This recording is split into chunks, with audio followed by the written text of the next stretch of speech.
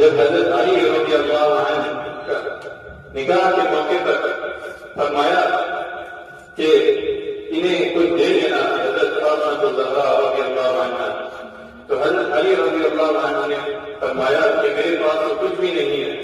تو آپ علیہ الصلوۃ والسلام سے پوچھا کہ تمہاری وہ زرہ وہ کہاں ہے؟ تو فرمایا وہ میرے پاس ہے۔ تو آپ علیہ الصلوۃ والسلام نے فرمایا وہی اسے دے دینا، یہی اس کا حق مہر ہوگا۔